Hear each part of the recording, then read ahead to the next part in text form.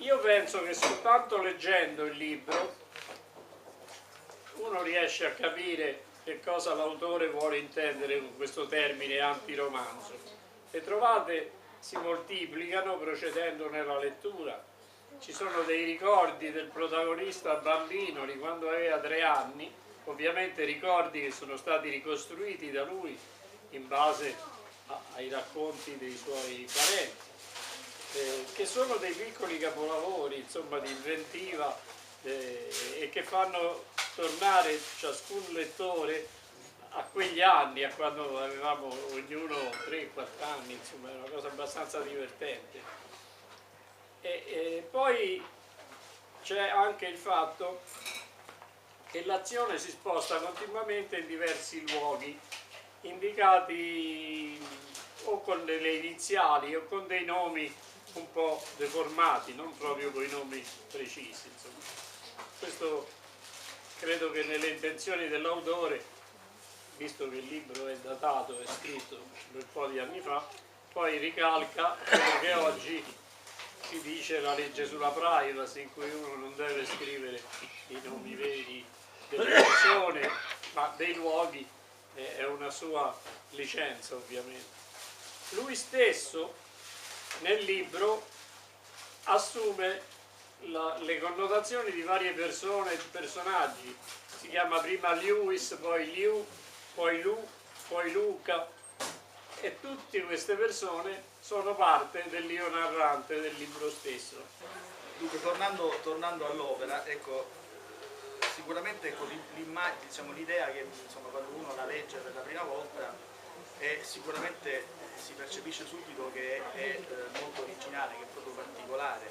Già dall'incipit appunto che veniva ricordato prima è così, diciamo, nel senso che dice questo è l'inizio apparente del romanzo, quello vero è a pagina 119, dove si comincia con il rituale del mattino e viene descritto appunto il rituale del mattino che ha il professore, e forse da lì si potrebbe cominciare, ecco, veramente il romanzo, cioè da pagina 119.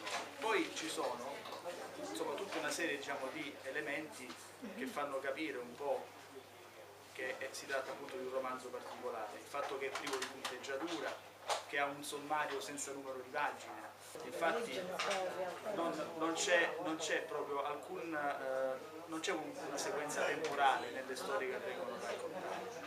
Certe volte appunto la storia sembra si sviluppi negli Stati Uniti con personaggi il cui nome viene simpaticamente americanizzato, certe altre invece si intuisce chiaramente che ci si trova in Sicilia e appunto a Messina, a Manhattan. Sotto il profilo stilistico, diciamo, ecco, è stato descritto come un antiromanzo. Infatti l'autore stesso appunto scrive: io non invento storie, personaggi o fatti, ma intendo raccontare stati d'animo, momenti psichici. In questa dimensione i personaggi non vivono più la vita del romanzo, ma si muovono come ectoplasmi sul lenzuolo bianco. È un po' come al cinema. Mi piacerebbe leggervi qualche cosa, così vi rendete conto anche dello stile, delle caratteristiche, perché ecco, questa, diciamo, volontà che c'è prima ancora della scrittura, secondo me, di creare un'opera alternativa, comporta anche il fatto che non utilizza punteggiatura, non utilizza lettere maiuscole, e quindi diciamo nella lettura questa cosa un po' può essere scattante, però lo giustifica anche, l'autore lo giustifica all'inizio, a pagina qui dice: l'autore chiede scusa per la scarsa punteggiatura ed eventuali errori di scrittura dovuti esclusivamente a trascrizione fedele dei reperti. Questa cosa della trascrizione dei reperti, sì, è una cosa che ritorna anche in One Way, perché l'autore dice che ha trovato in una cassa sempre le lettere lattera del padre. Io su questo problema dello scrittore che scrive o non scrive di cose autobiografiche, ho sempre avuto la mia idea. Cioè, mi ricordo che, non so, Moravia diceva sempre: io non scrivo dell'autobiografia, scrivo di altri. Cioè, gli scrittori che si sentono veri scrittori non ammettono mai di fare autobiografia, se no che scrittori non sono.